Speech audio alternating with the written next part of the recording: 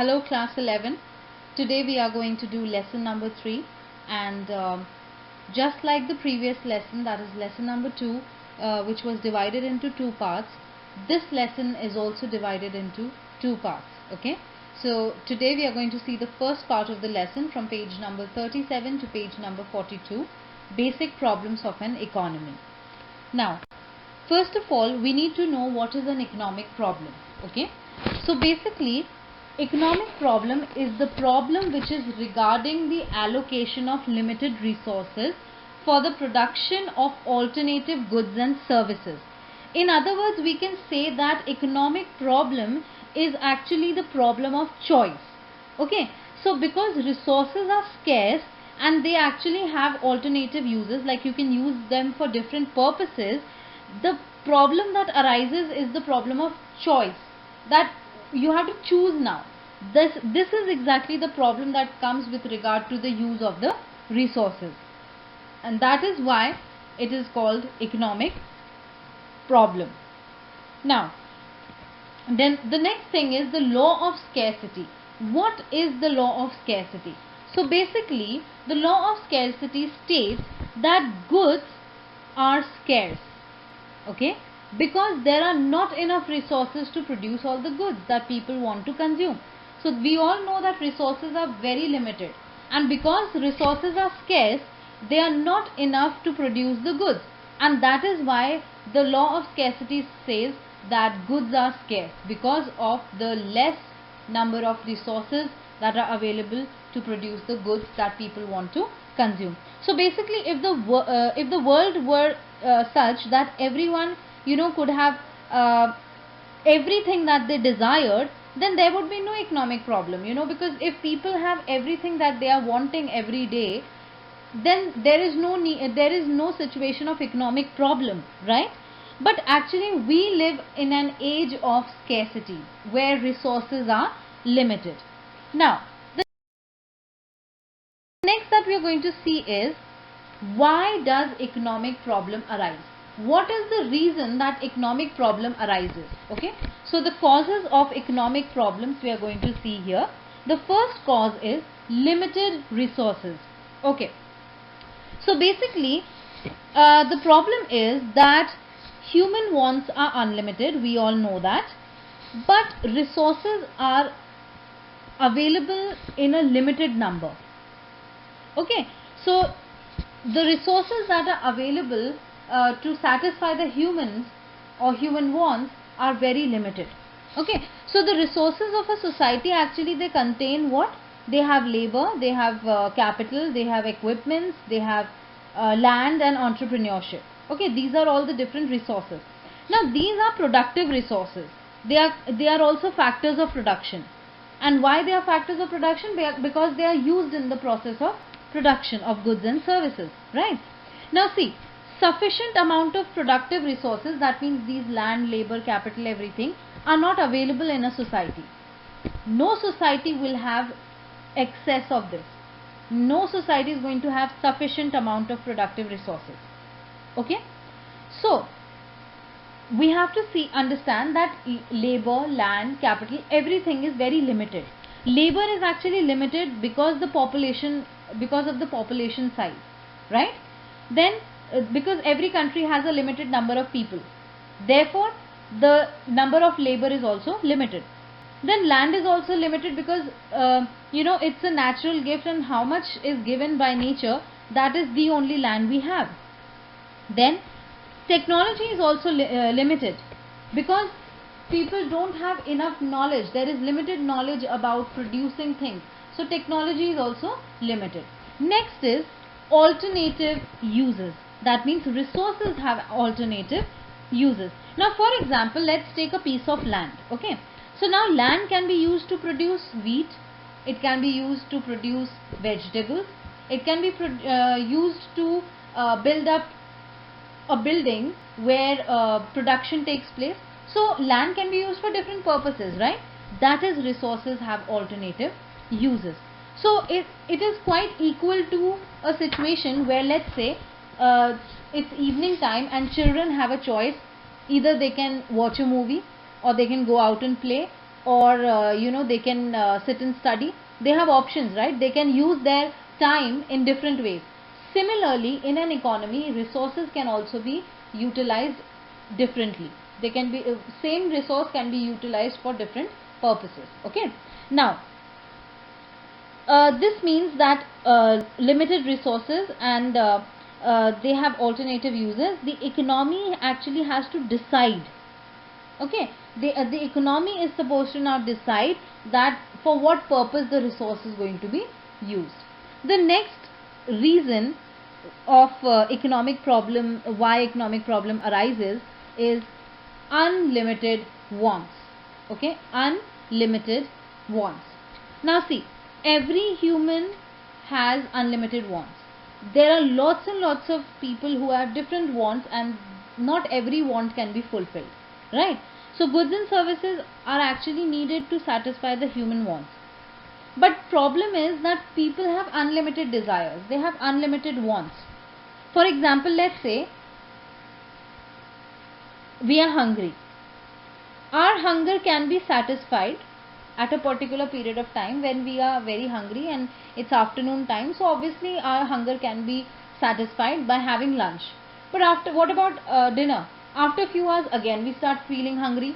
So our want keeps changing, right? Then after the entire night passes, in the morning again we need breakfast. So our want is not satisfied. We have actually unlimited wants. Okay, we can be satisfied for a certain period of time, but not for a long run. Okay, so basically the wants of human beings is unlimited. Also we have to understand that wants can differ in their urgency.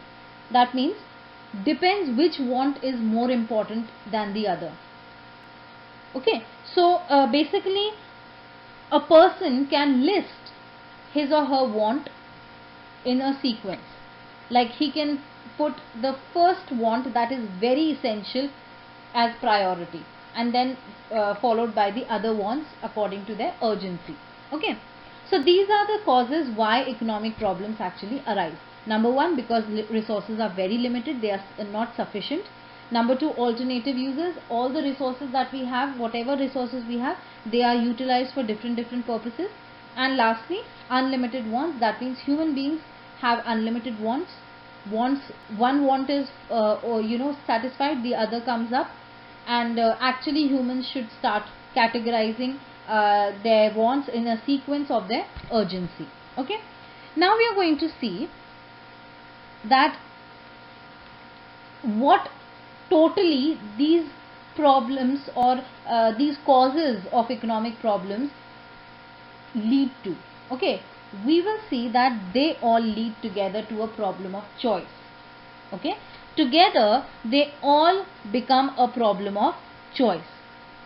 Okay, so basically economic problems arise from the scarcity of resources and also from the human wants. That means which are unlimited human wants.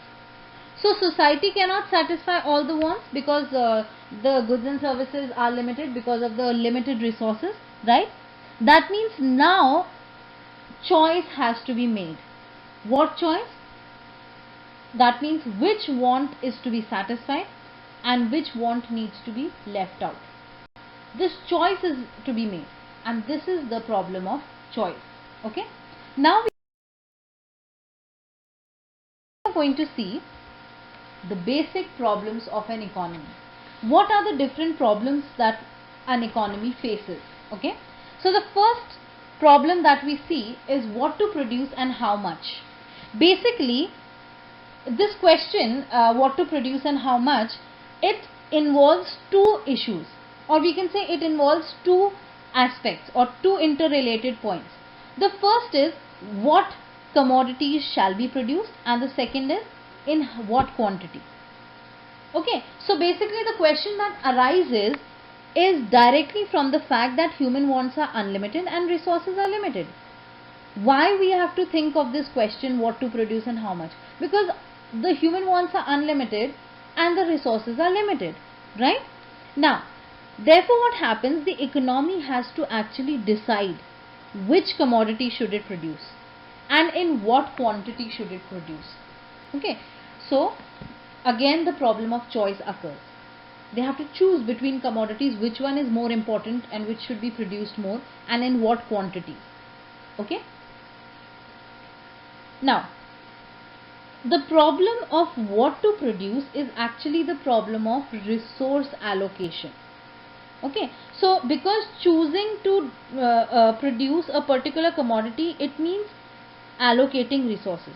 See, if you're choosing which commodity to produce, you need to also allocate the resource to in order to produce that commodity, right? So what to produce and how much actually relates to the problem of allocating resources. Basically, what to produce in an economy, what commodities are to be produced in an economy, they depend upon the pattern of demand. Okay, this question of what to produce and how much actually depends upon the pattern of demand. It depends upon how much people are wanting and what the people are wanting. Okay, for example, if it's a very hot area, people would prefer cotton clothes, so economy should produce more of cotton clothes. And if the place is a very cold area, then the economy should produce woolen clothes. So it totally, the production, what to produce totally depends upon the demand of the consumers or the demand of the people of the society. The next problem is how to produce.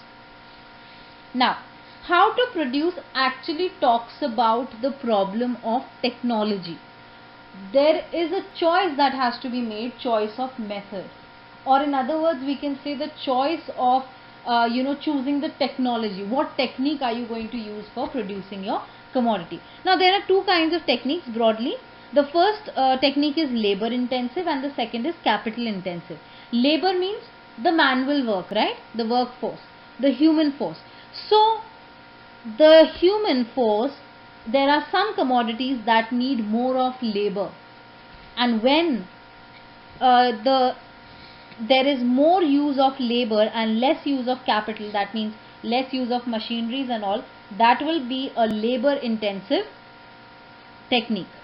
Okay, and when the production process is using more of capital, like machineries, equipments, tools, and less of manual force, that means the humans or the labor, that will be capital intensive. Now let's take an example of cotton cloth. See, cotton cloth can be produced in two ways. Either it can be produced as handloom or it can be produced as power loom. Okay, handloom will mean labor intensive, that means completely the work is done by the hands and the manual workforce. Okay, on the other hand, power loom will mean capital intensive technology, that means machineries are to be used. Okay, so now in how to produce, actually the question is what technology to use. Okay, so basically if a country or an economy has enough labor force, they are going to go ahead with labor intensive techniques, right? And if there is an economy which is scarce in labor, they are going to use more of capital intensive techniques. Next problem is for whom to produce. Now this question actually talks about distribution. In simple words we can say, who shall get the goods and services that are produced in the economy? That means what category of people should get. Basically, if we see in a very simple sense, see, goods and services would be actually acquired by what kind of people? Who can pay for them, right? So all the people who possess or they have money income, they can buy commodities. So basically, economies actually produce for those people who earn, those who have their own income. Okay, so basically a problem of distribution of income among the income earners arises. Now distribution of income actually determines the distribution of goods and services. Okay, and what is national product? National product means the sum total of the final goods and services, the entire total of the final goods, that means the final production of goods and services, that will be considered to be national product. Okay, so for whom to produce means that we have to see what category of the society are we producing for. only income earners, or are we considering the weaker section of the society? These are questions that arise over here. These are the problems that we face in the problem of for whom to produce. Next, we are going to see problem of fuller utilization of resources. Okay.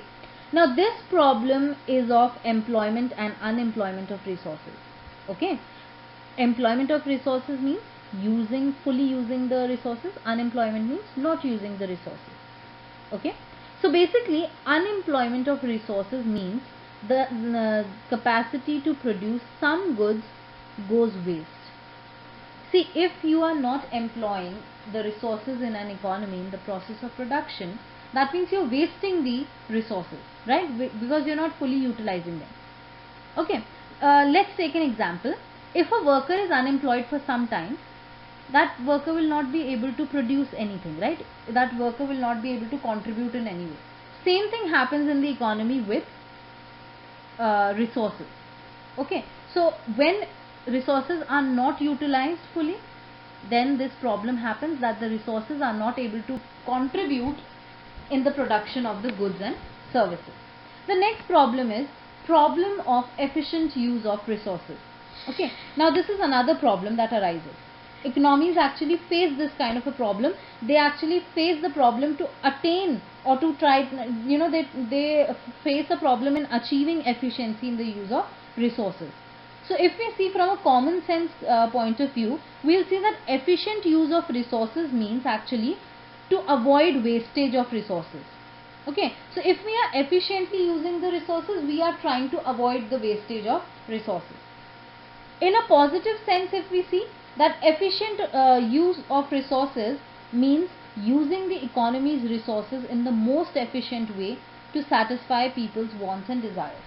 So of course, if we are efficiently using the resources, we are not wasting the resources, but we are also taking care of the wants and needs of the desires of the people. We are trying to satisfy those wants and desires. Okay. The economy is producing efficiently when it cannot produce more of one good without producing less of another good. So actually by efficiency we mean that the resources are put to their best possible use. This is the actual meaning of efficient utilization of resources. Okay, so the actual meaning is to use the resources in their best possible manner.